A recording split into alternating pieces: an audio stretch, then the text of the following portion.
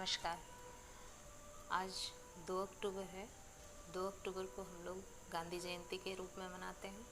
जैसा कि हम लोग जानते हैं, महात्मा गांधी का जन्म 2 अक्टूबर 1869 ईस्वी को हुआ था। उन्हें हम लोग राष्ट्रपिता के रूप में भी जानते हैं, father of nation. Father of nation क्यों? क्योंकि उन्होंने वसुधैव कुटुंबकम की बात करी थी। पूरी दुनिया को अपना परिवार माना था, और माना ही नहीं, वो पूरी दुनिया के लिए जिए, एक मिसाल कायम की उन्होंने जीवन जीने के लिए जो है 11 सूत्र दिए थे, जिस पर उन्होंने खुद अमल किया था। वो ये थे: सत्य, अहिंसा, असत्य, अपरिग्रह, ब्रह्मचर्य, अस्वाद, निर्भयता, सर्वधर्म समानता, स्वदेशी, अस्पृश्यता और विनम्रता। ये जो 11 सूत्र, 11 मूल्य की बात उन्होंने की थी, उन्होंने अपने जीवन में इसे अपनाया था, जैसा हम सभी जानते हैं इसके विषय में। तभी तो आइंस्टाइन जो थे, फादर ऑफ साइंटिस्ट, उन्होंने एक बात कही थी कि भूतो न भविष्यति। आने वाली दुनिया, आने वाली पीढ़ी जो है, कभी विश्वास नहीं कर पाएगी कि ऐसा भी कोई इंसान, ऐसा भी कोई हाड़ मांस का पुतला इस पृथ्वी पर चला होगा। क्योंकि उन्होंने जो बातें लोगों को बताई, तो वो अपने जीवन में अमल किया। कहने का मतलब, जो कहा सो किया, और जो किया वही कहा। ये चीज़ है। एक छोटी सी कहानी है। एक बार जो है, गांधी जी जो है एक वैद्य के रूप में भी काम करते थे। तो उन्हीं के आश्रम की एक महिला जो है अपने बच्चे को लेकर के, उनका बच्चा जो है सर्दी खांसी से पीड़ित था, वो लेकर के आई और बोली, बापू देखिए ना, इस बच्चे को जो है बहुत खांसी हो रही है। तो उन्होंने कहा, हाँ, उसकी माँ साथ में शिकायत की, ये गुड़ बहुत खाता है। तो गांधी जी बोले कि अच्छा ठीक है, तुम कुछ देर बातचीत करने के बाद उन्होंने कहा कि ठीक है, तुम 2 दिन के बाद आना। तो 2 दिन बाद वो महिला अपने बच्चे को लेकर के आई। तो उसने कहा, देखिए ना बापू, इसका तो खांसी ठीक ही नहीं हो रहा है, कुछ दवा बताइए।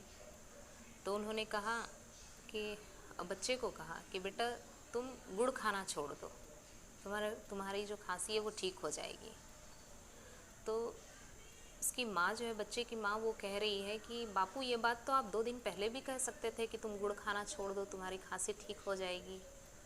तो उन्होंने कहा, बहुत ही विनम्रता के साथ उन्होंने कहा कि 2 दिन पहले तक मैं खुद बहुत गुड़ खाता था, और जब मैं गुड़ खाता था तो मैं बच्चे से कैसे कह सकता था कि तुम गुड़ खाना छोड़ दो, जबकि मुझे पता था मैं गुड़ के बिना नहीं रह सकता था। तो मैंने इन 2 दिनों में गुड़ खाना छोड़ा।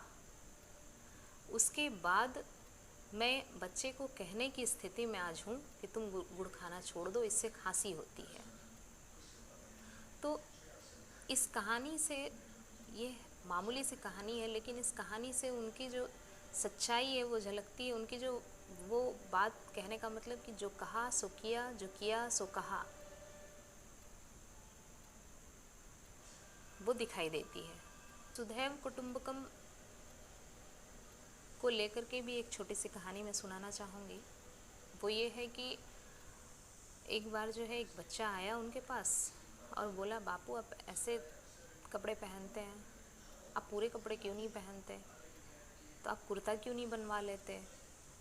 तो गांधी जी जो है बहुत प्यार से उस बच्चे से कहते हैं कि बेटा, मैं बहुत गरीब हूँ, मेरे पास कुर्ता नहीं है, मैं कैसे सिलवाऊँ, मेरे पास पैसे नहीं है कि मैं कुर्ता सिलवा सकूँ। तो वो बच्चा जो है बहुत ही प्यार से कहता है कि बापू, इसमें कौन सी बड़ी बात है, मैं अपनी माँ से कह के आपके लिए कुर्ता बनवा दूँगा। तो बोला, अच्छा, अच्छी बात है, बनवा देना, फिर मैं ज़रूर पहनूँगा। तब बापू उसे कहते हैं कि कितना कुर्ता बनाएगी तुम्हारी माँ। तो वो बच्चा कहता है आप जितना कह दीजिए उतना बनवा दूंगा मैं अपनी माँ से कह के। तो बोले ठीक है, तो अपनी माँ को कहना कि 40 करोड़ कुर्ता बना दें। तो वो बच्चा कहता है बापू 40 करोड़, 40 करोड़ कुर्ते का आप क्या करेंगे? तो बोले मैं पहनूंगा कुर्ता, मेरे परिवार वाले कुर्ता नहीं पहनेंगे।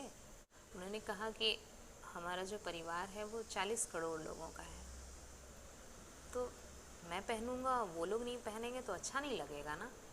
तो बच्चा बस उनका मुंह देखता रह गया।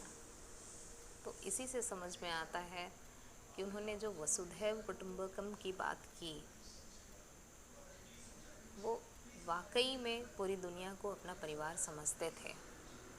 उनके दर्द को अच्छी तरह से समझते थे। उनके तकलीफ़ में खुद को तकलीफ़ देते थे। वो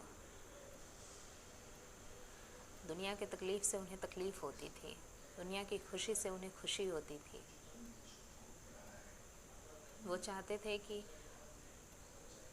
देश, पूरी दुनिया के हर एक लोगों को भोजन उपलब्ध हो, हर एक लोगों को कपड़ा उपलब्ध हो, हर एक लोगों को मकान उपलब्ध हो, जो बेसिक नीड्स है हर किसी को उपलब्ध हो। नमूना ये था कि ये जो ब्रिटेन की महारानी थी, रानी विक्टोरिया, उन्होंने अपने सभी उच्च अधिकारियों को ये निर्देश दिया हुआ था कठोरता से कि गांधी जी से जो है आमने सामने होकर किसी भी मसले पर बात न की जाए। तो इस वजह से क्या होता था, गांधी जी जब वो अंग्रेज अधिकारियों से बात करने जाते थे तो वो लोग अपने आंखों के सामने तख्ती लगा लेते थे। क्यों? क्योंकि जो ये विक्टोरिया रानी जो थी, उन्हें डर था कि हमारे अधिकारी जो हैं गांधी जी की बातों में आ जाएंगे। तो इसी से समझ में आता है कि उनका व्यक्तित्व कैसा था, उनके अंदर का तेज कैसा था कि लोग उनसे बात करते करते और इतने सम्मोहित हो जाते थे कि न चाहते हुए भी उनकी बात से सहमत होते थे और मानना पड़ता था उनकी बातों को।